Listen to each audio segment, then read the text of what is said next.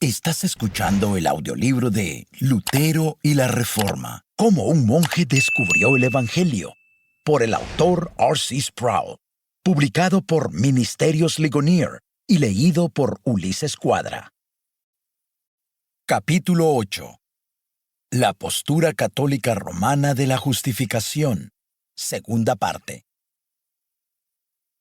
Cuando estalló el problema teológico de la justificación en el siglo XVI, la Iglesia Católica Romana respondió convocando un concilio ecuménico en la ciudad de Trento, Italia. Cuando analizamos las declaraciones del Concilio de Trento, vemos los decretos oficiales de la Comunión Católica Romana sobre su doctrina de la justificación.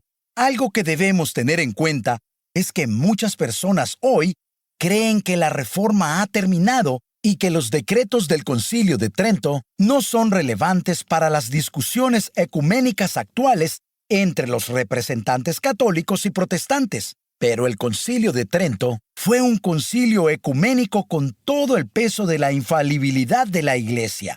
Además, Roma padece de una especie de hemofilia teológica. Si la rascas, teológicamente hablando, se desangra. Por lo tanto, hay un sentido en que, si Roma quiere mantener su posición triunfante de la autoridad de la Iglesia y la tradición, no puede revocar los decretos del Concilio de Trento. Hace muy poco, en el Catecismo Católico Romano de finales del siglo XX, vimos una clara reafirmación de la autoridad del Concilio de Trento. Por lo tanto, quienes afirman que la doctrina tridentina de la justificación ya no es relevante, simplemente ignoran lo que enseña la propia Iglesia Católica Romana. Cuando hablo de la Iglesia, me refiero a la comunidad de Roma. Algunos sacerdotes de Estados Unidos y lugares como Holanda y Alemania disputan algunas de las enseñanzas ortodoxas de su propia comunión, pero en lo que respecta a la curia romana, el Concilio de Trento se mantiene inmutable en su enseñanza sobre la justificación. El Concilio de Trento se celebró en varias sesiones. En cada una de ellas se trataron temas diferentes. Por ejemplo, el tema de los sacramentos se debatió en la primera sesión y el de las Escrituras en la cuarta sesión. Los problemas relativos a la corrupción del clero como la simonía también fueron llevados a la Iglesia y abordados por el concilio. Pero la sexta sesión del Concilio de Trento es la que tiene más relevancia para nuestra discusión sobre la doctrina de la justificación. Esa sesión se divide en dos partes. Una comprende la enseñanza oficial de la posición católica romana sobre la justificación y está sucedida por los cánones que tienen que ver con el repudio del error y la herejía por parte de la Iglesia. Todos los cánones siguen esta fórmula. Si alguien dice sea anatema. Los tres primeros cánones están dirigidos contra el pelagianismo, que ya había sido condenado en concilios eclesiásticos anteriores, y no están dirigidos de forma especial contra la Reforma protestante. Si analizamos con cuidado los cánones de Trento, vemos que en muchos casos, cuando Roma apuntó sus armas contra los reformadores, simplemente no dio al blanco. Los anatemas del concilio revelan ciertos malentendidos. Por eso, algunos dicen que el concilio fue producto de un malentendido y que ambas partes estaban hablando sin escuchar a su oponente ni entender realmente los problemas. Desafortunadamente, eso puede ser verdad hasta cierto punto, pero no del todo. Algunos de los cánones dan justo en el clavo y anatematizan claramente la doctrina reformada de la justificación por la fe. Eso es importante por esta razón. Si la articulación reformada de la doctrina bíblica de la justificación es correcta, anatematizarla es anatematizar el Evangelio. Cualquier comunión u organización que afirme ser cristiana, pero niegue o condene una verdad esencial del cristianismo, se vuelve apóstata y deja de ser una iglesia verdadera o válida. Ese es parte del problema de las discusiones actuales entre los organismos católicos y protestantes. A muchas denominaciones protestantes No les importan las diferencias doctrinales y están contentas de entrar en discusiones y acuerdos ecuménicos con Roma. Pero si tomamos en serio la doctrina bíblica de la justificación, no puede haber acercamientos en torno a este punto. No puede haber unidad a menos que una de las partes se rinda, ya que las dos posiciones son incompatibles. En algún momento, debemos decidir cuál es la correcta. Alguien tiene la razón y alguien está equivocado. Y el que está equivocado ha distorsionado significativamente el Evangelio del Nuevo Testamento. Como escribió el apóstol Pablo a los Gálatas, si alguien les anuncia un evangelio contrario al que recibieron, sea anatema. Gálatas capítulo 1, versículo 9. Dice que incluso si se trata de un ángel del cielo, sea anatema. Versículo 8. Por lo tanto, aquí hay alguien bajo el anatema o la maldición de Dios. Ese asunto no se ha resuelto. Como señalamos, la sexta sesión del Concilio de Trento tiene dos partes. El elemento más difícil de resolver está en la primera parte, donde se define la doctrina católica romana. Roma se esfuerza mucho por definir la fe salvadora y lo que ésta implica. Como vimos en el capítulo 7, es una caricatura difamadora decir que nosotros creemos en la justificación por la fe y que Roma simplemente cree que la justificación es por las obras, como si la fe no fuera necesaria. En realidad, Roma enseña con claridad en la sexta sesión del Concilio de Trento que la fe es lo que conocemos como una condición necesaria para la justificación. Para Roma, la fe implica tres elementos o pasos. La sexta sesión habla de la fe como el initium, el fundamentum y el radix de la justificación.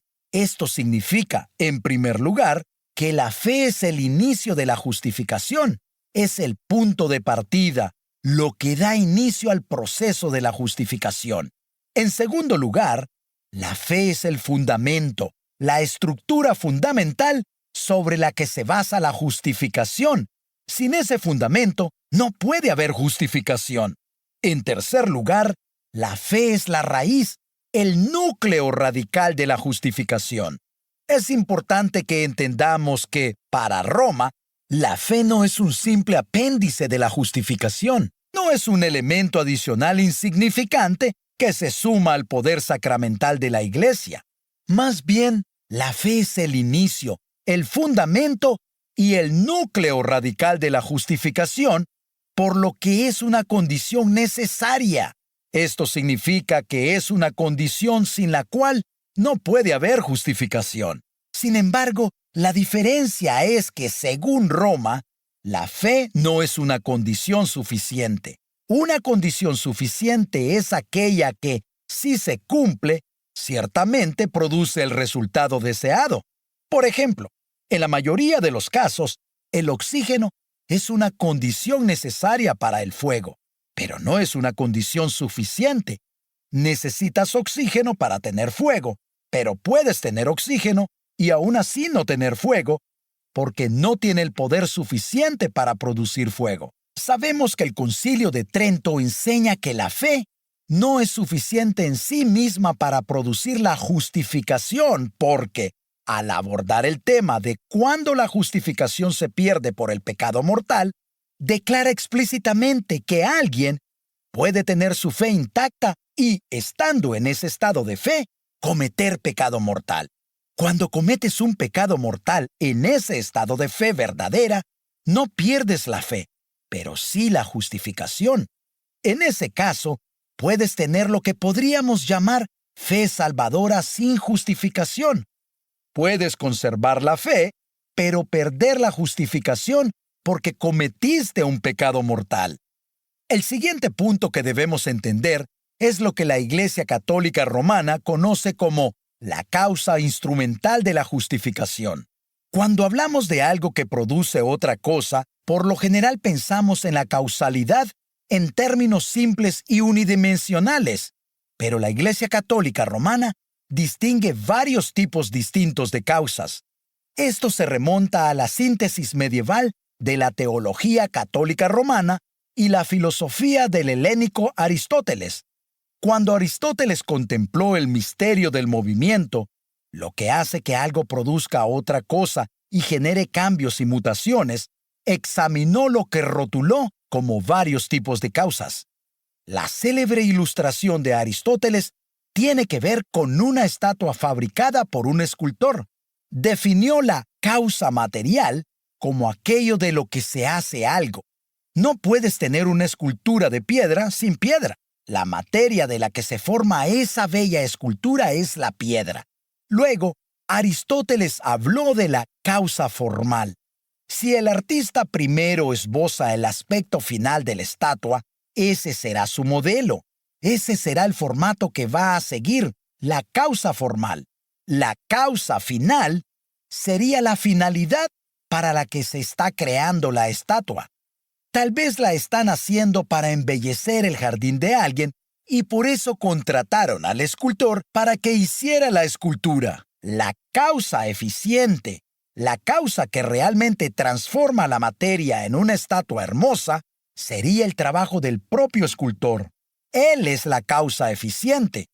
Aristóteles también habló de la causa instrumental, el instrumento o las herramientas que se utilizan para producir el cambio. El escultor no se acerca al bloque de mármol con una imagen de lo que quiere ver y luego le ordena que se convierta en una estatua.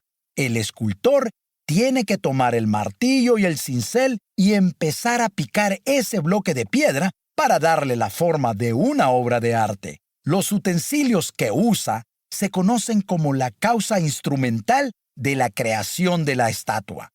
La Iglesia Católica Romana usó metáforas de esa clase y dijo que la causa instrumental de la justificación, el medio o la herramienta que la Iglesia usa para llevar a las personas al estado de gracia y justificación, es el sacramento del bautismo.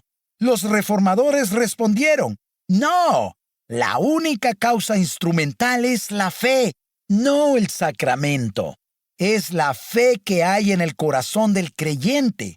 Ese es el instrumento por el que somos vinculados a la obra de Cristo para nuestra salvación. El asunto de la causa instrumental de la justificación no era un tema menor en esa época. Nosotros decimos que la postura católica de la justificación es una postura analítica. Una declaración analítica se caracteriza por ser inherentemente cierta. Es una verdad formal, una tautología. 2 más 2 es 4. Esa afirmación es analíticamente cierta. Es decir, si la sometemos a análisis, si examinamos lo que es 2 más 2, decimos que es lo mismo que encontramos al otro lado de la ecuación, que es 4. Es una verdad formal. No es algo que tengamos que confirmar por la experiencia o la observación. Es una verdad matemática. Otro ejemplo de enunciado analítico es: un soltero es un hombre que no se ha casado. Aquí no has aprendido nada en el predicado que no esté en el sujeto. No se ha dicho nada nuevo que defina al término soltero más allá de lo que la propia palabra contiene de forma inherente. Tanto los protestantes como los católicos romanos concuerdan en que, a fin de cuentas, nadie está justificado hasta que Dios lo declara justo. Esa declaración de Dios es una declaración legal por su propio juicio. Cuando decimos que el punto de vista romano es analítico, eso significa que Dios no declara a nadie legalmente justo a menos que esa persona, al ser sometida a análisis, sea realmente justa. Dios no considera justas a las personas que en realidad no lo son. Por eso, en el siglo XVI, Roma afirmó que antes de que Dios declare que alguien ha sido justificado, la justicia o rectitud debe residir en el alma de esa persona. Nadie es justificado de verdad, sino hasta que, sometiéndose a análisis, Dios revisa su vida, contempla su alma y ve solo justicia en él. Si alguien muere en pecado mortal, se va al infierno. Si alguien muere con algún pecado, con alguna imperfección o mancha en el alma, esa persona no puede ser admitida al cielo sin antes pasar por los fuegos purificantes del purgatorio, donde esas impurezas son limpiadas hasta que la justicia llega a ser realmente inherente en el creyente. Creo que ya ves lo que está en juego aquí. Si yo pensara que para entrar al cielo tengo que llegar a un estado de rectitud pura sin ninguna imperfección, no tendría ninguna esperanza de obtener la salvación por mucha gracia que la iglesia me ofrezca. Esas no son buenas noticias, son noticias horribles. Ya vemos por qué este tema teológico es importante. ¿Qué debo hacer para ser salvo? La Reforma fue una afirmación del Evangelio bíblico. En el instante en que alguien posee fe salvadora, es transferido del reino de las tinieblas al reino de la luz, es declarado justo sobre la base de la justicia de Cristo y es adoptado en la familia de Dios. No hay purgatorio, no hay necesidad continua de confesión y absolución ni de restauración de la gracia salvadora.